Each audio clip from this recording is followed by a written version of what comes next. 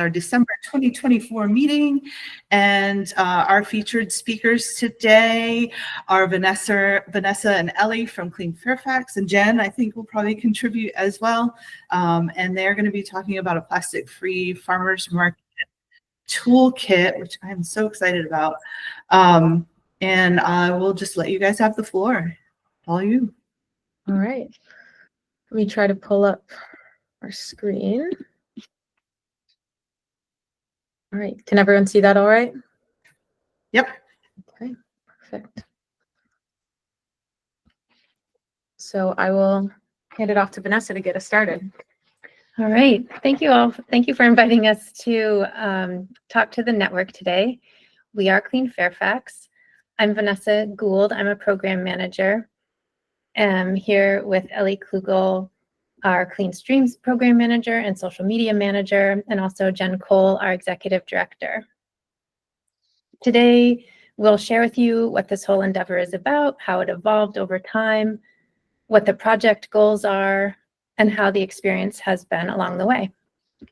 And as we move along, please feel free to ask questions, and we'll also have time at the end to answer questions and talk about anything that you're curious about or that we didn't cover during the presentation. I'll start by quickly introducing Clean Fairfax to anyone who isn't familiar with our organization. We are an independent 501c3 nonprofit organization that originally formed as a litter committee within Fairfax County in the late 1970s, and then incorporated as a nonprofit in 1985. We encourage environmental stewardship and urban sustainability. We work on litter prevention, recycling, and plastic pollution prevention issues through community outreach and education.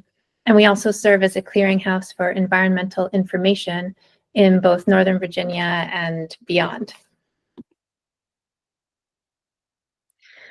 So just going to jump right into it here. Clean Fairfax has a fairly long history of working to get single-use plastic bags out of farmers markets and other places. So back in 2013, Jen posted this on social media, and if you can't read that little white box, it says, "I dreamed that I won a grant to have artists make reusable produce bags for grocery stores and farmers markets and farm stands. Yes, that is what I dream about here, a world without plastic bags." So Jen worked hard on the effort to pass the statewide 5-cent plastic bag fee, and that was passed at the statewide level and then adopted in Fairfax County in 2021, and the bag tax went into effect in January 2022. So in the context of that larger effort and Fairfax County developing its own zero waste plan, Jen's thinking was that there's no more logical place to eliminate single-use plastic bags than at farmers markets that are held on county property. These bags are completely antithetical to healthy local food production. They don't belong on farms, so why are they everywhere at our beloved local markets?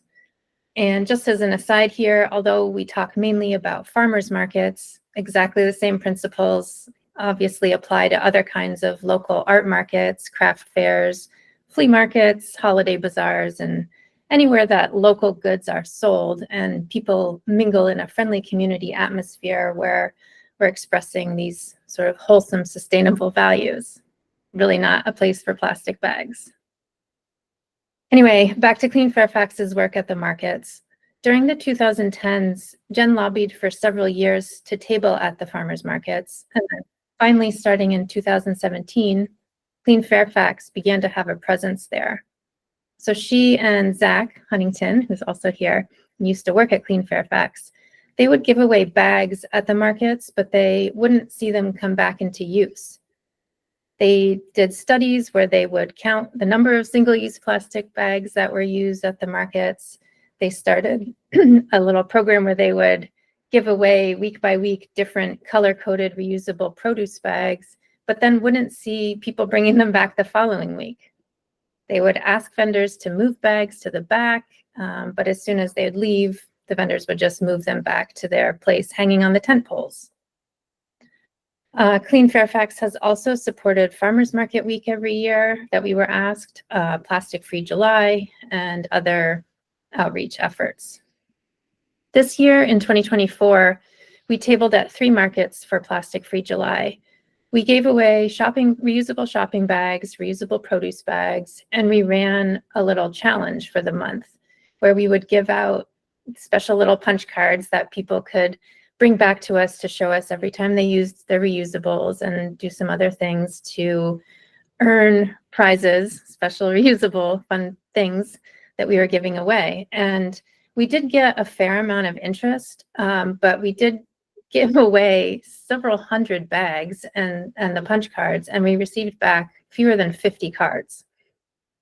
So after 10 plus years, we sometimes feel like we're not having that much impact on this issue, aside from creating a better relationship with the Park Authority, the market managers here in Fairfax County, and being able to compare notes as they too are sort of struggling along trying to figure out how to get these single-use plastic bags out of the markets. So this year we wrote a grant and we were funded by the Community Foundation of Northern Virginia. We started working on the Plastic Free Toolkit, which is a resource for market managers and vendors to transition away from single-use plastic at the markets. We figured that this would be valuable to share with market managers beyond Fairfax County to provide a resource more widely, even if our specific county-run markets were not able to affect this change. But basically, the reason that we can't let this go is that now that we have the plastic bag tax, our county is bringing in millions of dollars in bag tax revenue. But number one, the farmers markets are exempt from that tax. So vendors at farmers markets do not need to charge people for single-use plastic bags. They're not collecting those nickels. And second of all, with the revenue that the county's getting from the grocery stores and the drugstores and pharmacies and everywhere else, they're now subsidizing the markets giving away compostable and reusable bags to market vendors, but they're still using hundreds of thousands of single-use plastic bags at the 10 markets across Fairfax County. So there also is this dissonance that keeps bothering us and is spurring us to keep pushing to get rid of plastic bags at the front end of the problem so that we don't have to keep dealing with them on the back end.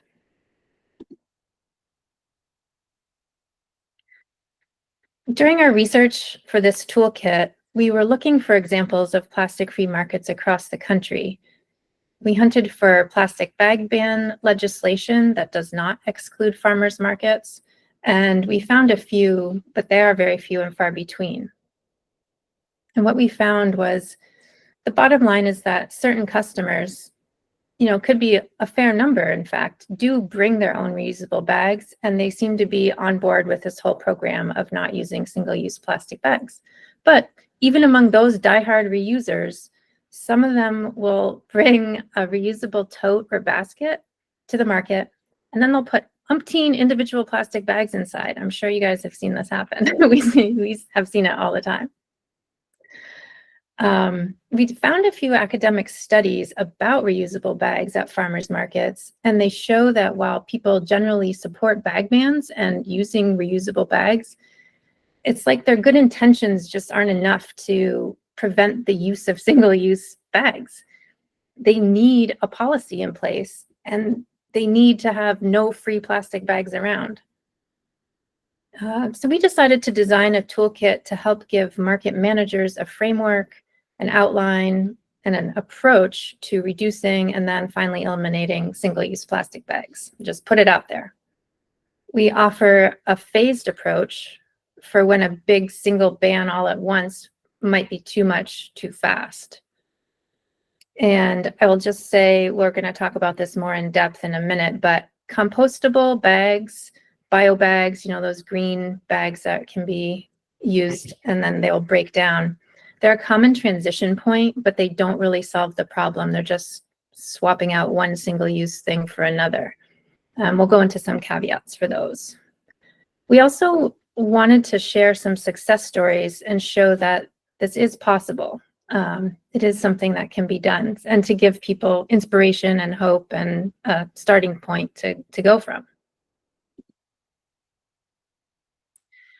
And as Jen has summed up so beautifully here, As long as single-use materials are there for people to take freely, they will continue to use them. And we will just continue to perpetuate our single-use, take, make, waste problem. So on this slide, I know everyone here at VPPPN already knows most of this, but essentially at farmers markets and many other places, everyone has just gotten used to having quote unquote free plastic bags available. We all know the problems with these bags and other, other plastic products that are polluting our environment and impacting our health and impacting wildlife and just the entire planet. The reality is that single-use plastic has really come to the fore only in the last 50 years or so. So we can return to plastic-free markets. Some vendors balk and they say they're worried that customers will protest this change or won't know what to do or will turn away or not shop with them any longer if they don't have these precious plastic bags. They also see that the plastic bags are cheaper and lighter to buy and to provide to people than some of the alternatives. They've just gotten used to the shopper's habits and expectations, and they feel that to break with those expectations would prove costly to their bottom line. So this is a real fear that a lot of the vendors do have. But at the end of the day, no one is looking at the back end of this issue. Where do all the bags go? What becomes of them? And what are the real costs of providing the bags? As we know, all plastic bags have a bad end. They wind up in the landfill, the incinerator, they wind up as litter in the environment. Maybe a few are downcycled into some other plastic thing that ultimately gets landfilled, burned, or dumped in the environment. But there's all these externalized costs that market managers and vendors and customers really just don't usually think about. When the answer is very, very simple, it's just to use reusable bags and containers. We simply have to change our habits. We have to put policies in place that force that change. We have to stop taking the excuse of, oh yeah, I do have reusable bags, but I left them at home or in my car. This simply is not a good enough excuse. If people had to remember their bags because they knew that there wouldn't be any at the store or the market, guess what? They would remember them. Life has worked this way in the not so distant past, a past that is within memory of many people still alive today. And if we could survive without single-use plastic in the past, surely we can find a way to do so again, especially since the consequences of continuing business as usual are so harmful. So now I'm going to turn it over to Ellie, and she will talk to you a little more in depth about the toolkit and some of the policies and steps. Right. Thanks, Vanessa. So yeah, that was the impetus for this toolkit. And now I'm going to walk through some of the methods and the contents of the toolkit, starting with 3 key impacts that the switch to reusables can make on a market and its larger community. So first, without single-use plastic bags, markets can notably reduce their waste generation. And simultaneously, they reinforce their commitment to environmental responsibility, which is a great thing. Second, this switch can help invigorate or reinvigorate the local circular economy. Because by spending your consumer dollars at the market, supporting local food vendors and food sources, you really help cement these as a provider of these services in your community for years and years to come. And so more of that money stays local, and in a sense, it goes a lot further than it may go at, a few grocery chains scattered throughout a community.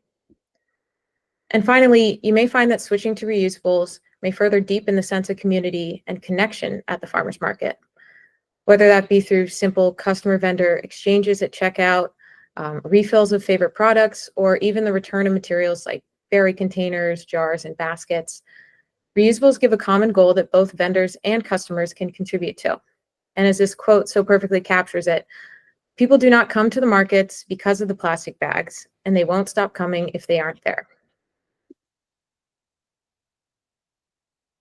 And we can't talk about plastic bags without addressing the new wave of bioplastic, as Vanessa just mentioned, that's being pushed to replace all of our typical petrochemical plastic products. So to preface this, the best alternative to single-use anything is a reusable. But there are instances when a single-use item makes sense, or honestly, it's the very convenient option. And in those cases, there are certain products that are better than others. So pollution and climate change have really spurred efforts to make plant-based, degradable, and compostable plastic alternatives in recent years and push those to market. And it's true, these offer a pretty seemingly attractive swap. They serve the same purpose, and they can represent a great first step towards eliminating plastic. So that's why we do include them in the toolkit as a transition option while phasing out all of plastic at the farmers market. However, as we've kind of alluded to, they're still a single-use item, and they fall apart faster than plastic in some cases, and that's by design. So they're really an imperfect solution. And there are a couple of concerns with compostable products, including the ability to achieve composting conditions, access to local commercial composting, and there is a lot of greenwashing involved in the marketing of these products. There are lookalikes and literally green-colored products out there meant to confuse customers. So let me draw attention to the red arrow on this screen, the top picture. This is a green-colored bag that we got at a farmer's market this summer. And the fine print here is a little hard to read, and it also doesn't really make sense syntax-wise, but it says, quote, 49.28% biodegradation in 900 days under non-typical conditions. So what does that really even mean? That after 3 years in special conditions, half of this material in the bag might break down? And there's another example at the bottom of the page. This is actually a compostable bag. It's BPI certified. But again, there's some fine print. It's only commercially compostable, which means you can't throw it in your backyard and expect it to break down. So handing out these types of bags at a market without customer education or without existing composting services available means they'll likely end up in the landfill anyways, where they will release methane as they break down. And that doesn't really solve our issue. So the main takeaway is, with proper education and facilities, composting services available, compostable bags might be a potential or temporary alternative on the road to eliminating single-use plastic, but it is definitely not a silver bullet solution. So this slide breaks down compostable and some of the other marketing buzzwords that we see today. And here we can see compostable is the highest order of the category. It's the smallest bubble in this diagram. Yet, as we mentioned, just because something is labeled compostable, it's not a blanket assurance of actual realistic compostability. So walking through this diagram, we start at the broadest category, which is degradable. And that defines a product that can be broken up either biologically or chemically over time. And honestly, with enough time, all materials will degrade into smaller and smaller pieces, even mountains. So this doesn't really mean much. The next tier, we have biodegradable. That's a product that can be broken down biologically by living organisms like bacteria, fungi, and microbes. But it may take years or decades to do so. And the resulting products, they're usually reabsorbed by the environment, but they may leave behind harmful toxins and microplastics. And finally, the smallest subcategory is compostable. So this means a product that can be broken down biologically, but at a faster rate. And it's broken into natural elements, so water, carbon dioxide, inorganic compounds, and organic biomass. But it's a good thing they don't leave behind toxic residues and harm the environment. Now, there are certain third-party certifications like ASTM and BPI, which can help consumers understand the conditions and the timelines of items that are labeled compostable. But again, the moral of the story is it's intentionally complicated. You really have to read the fine print to understand what that product is promising to do and then how it will actually perform. Okay, so now that we have some of that context, I want to dive a little into the content of the toolkit. Here are the 5 steps that we designed to help markets phase out single-use plastic. First, evaluate. Ask yourself if your market really needs plastic to function. The answer is probably no. And also consider what's the added cost of plastic bags to your vendors' bottom lines or to your market's operation. And what are the environmental costs and the monetary costs of plastic bag pollution in your region? Second, create new policies. And these can be incremental changes, such as moving bags behind the counter, not hanging them from tent poles, or maybe it's the temporary use of compostables. But the ultimate policy that we're working towards is prohibiting all single-use plastic shopping bags from the market. The third step is to communicate with your vendors. Be open and timely, transparent, and give ample notice of policy changes. Also, it's very important to allow space for input and questions. You really want to work with your vendors, not against them. The fourth step is to consider adding any additional changes or best practices and introducing those to your market. This might be bulk buying opportunities for plastic alternatives. It might be adding compost education or maybe compost collection at your market. Reusable containers next to bags, or maybe it's a bag lending library, like some of these images on the right side. And finally, the last step is to communicate these changes with your customers. You want to get the word out in multiple ways and as far in advance as possible. Focus not on the restrictive nature of the new policies, but try to explain the importance of the market's changes and their role in fighting plastic pollution. So really sell the benefits here. So our toolkit also provides readers some guidance to help them implement these changes, and that includes some example policies and timelines. These primarily fall into two categories. We have one-time policy changes, and then we also have a phased approach, which we've referenced a couple times already. The one-time policy changes are exactly what they sound like. They are simple or single changes that eliminate plastic bags all at once. These might be most effective at standalone or smaller markets, or maybe in environments where plastic-free policies like bag bans or bills already exist. The phased approach is probably more applicable for most markets today, as it's stepwise and very scalable. So especially for large markets with several locations, smaller changes over the course of 2 to 3 seasons might be more manageable and palatable to vendors and customers. So this might look like a transition or a grace period before the full force of a policy takes effect. Or maybe it's subsidizing reusable bags for 1 season before a full ban goes into effect. Also in our research, we came across several examples of farmers markets that had successfully employed some plastic-free changes. So I've listed them up here, and some of the common themes at all of these markets include a phased approach, removing bags over a few seasons, as I just mentioned, as well as pretty good conditions for plastic-free policies. So a lot of these cities or localities had bag bans or bag taxes, or even full plastic bans in their area. And admittedly, this is a pretty big factor towards these markets' success. And in speaking with each of these markets, all of them also emphasize the importance of that constant open communication with vendors. If you're interested in any more information on these 4 successful markets, you can explore them on our toolkit webpage on litterfreeva.org. But the big takeaway from this slide is that plastic-free is doable. It's happened all across the country in several different regions, different types of states. So it can definitely happen here in Virginia too. We searched for examples of bag ban legislation that required farmers markets to participate, and they existed, but again, they were very few and far between. For some reason, most places with bag bans treat farmers markets differently and more leniently than grocery stores, but they really don't need this special treatment.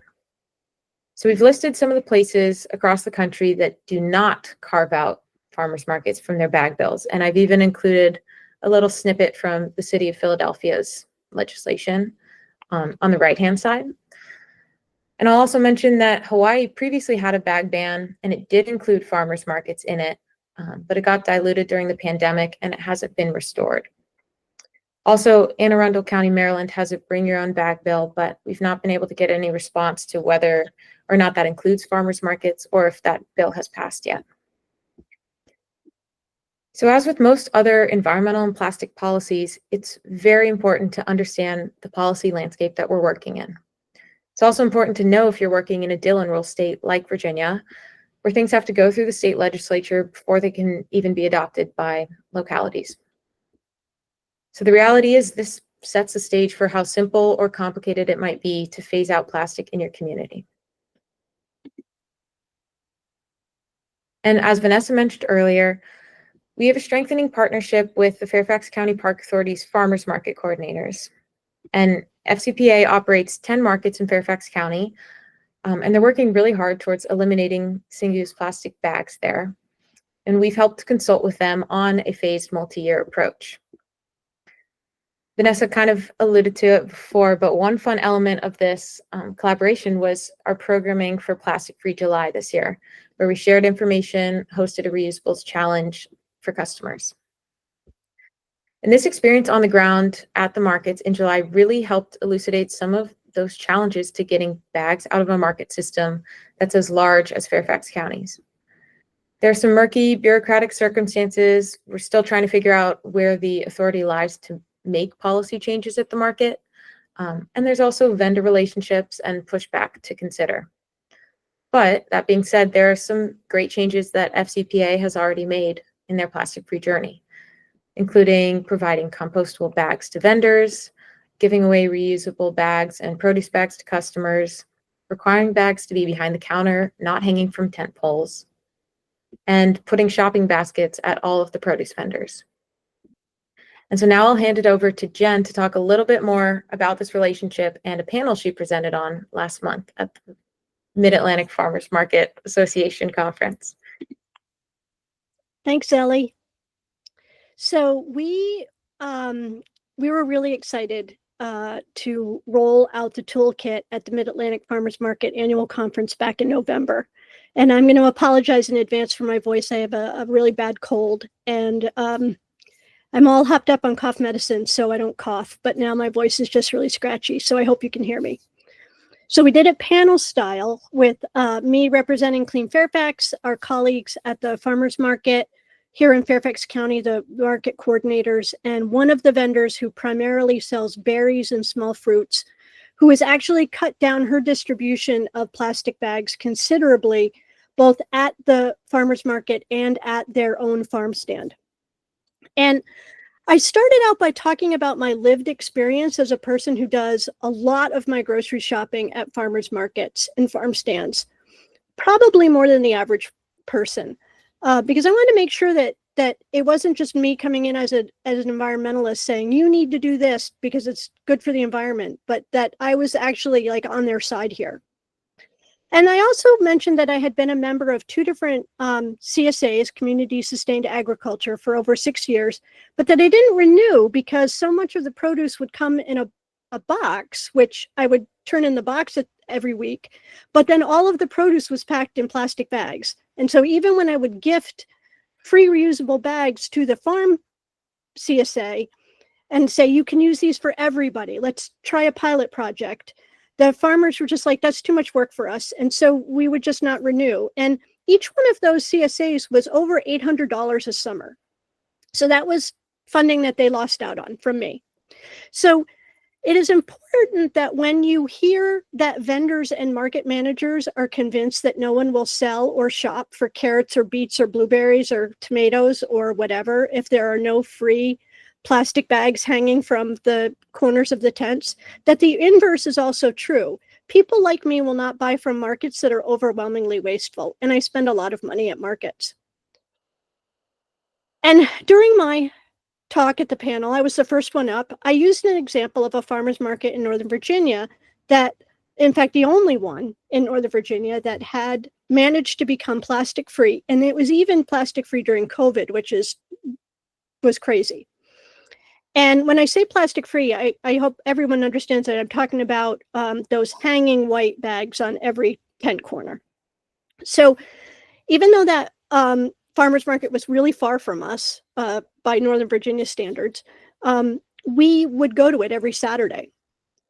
But when that market manager retired, the vendors all brought their plastic bags back out because there was no actual policy about no plastic bags. It was merely that market manager who had talked the vendors into doing it.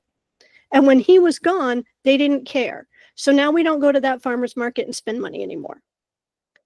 So I also talked about the health effects of plastic and about how the US has the highest concentration of microplastics in drinking water than any other country in the world. And what a crazy disconnect it is that people go to the farmer's market, not just to get safe and healthy food for their families, but also to support local agriculture.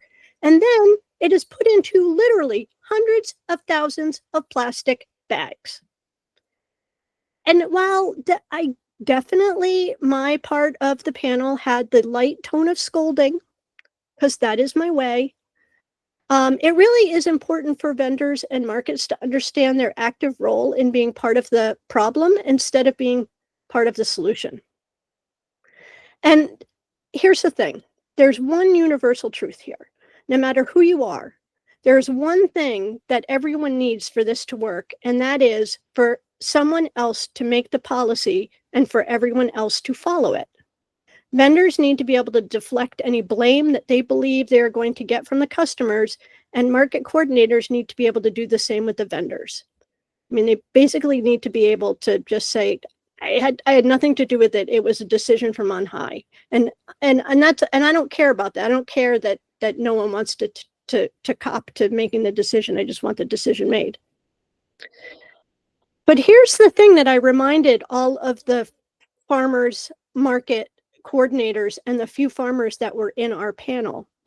Farmers markets have all kinds of policies about what happens at farmers markets, what can and can't be sold, whether dogs are allowed or not, requirements for food safe hot food, whether there are food trucks or musicians, whether nonprofits can table, whether politicians can pass out flyers, what time setup and breakdown is, where you can park and not park, how close your farm has to be considered a vendor. I mean, there is a list of rules. So there are a lot of rules. Why is it so hard to make this rule? And there was like a light bulb moment. And before I handed the mic over to my colleague at the farmers market, the Fairfax County Farmers Market, I reminded folks in the room something that Vanessa mentioned early, and that is that plastic bags are not free. They cost something. They cost cash on the front end to the vendor who has to buy them. And there's a cost on the back end in health and environmental issues, and offering reusable bags and charging for them, just like you would if you had other value-added items at your market, like eggs or yogurt or pasta, benefits everyone. And that customers are used to using their own bags at the grocery store, and many of them are used to bringing things back, like glass dairy bottles. Like, that's a huge thing. Our market colleagues who spoke after me agreed that plastic bags have no place in the market, but echoed that what they need is cover. They need someone else to make that decision, that policy change. And here's the thing. It is easy for us to stand up in front of anyone and say, get rid of plastic bags and wag our fingers, because we don't use them. And we know the damage they inflict, full stop. Like we're so over plastic bags that it's hard for us to find any good reason for them. We don't use them at the grocery store. We don't use them at the farmers markets, because it really is that easy to just use your own bags. You just have to want to or be forced to. Those are their choices. And we're not so delusional to suggest that if people stop using plastic bags at the farmers markets, it will solve the plastic pollution crisis. Because those of us who have been working in this space on the front and the back ends for the last 1 billion years will tell you that it is corporations who need to be held accountable first and foremost. But when you are leading by example, it makes it a lot easier to call up your elected official and say, I'd like you to support this legislation. Here are the things we have done to support a plastic-free initiative in our community. And when your vendors and customers are plastic-free, then they become advocates too. And so that is what I ended my piece of the panel on. We didn't have a lot of questions.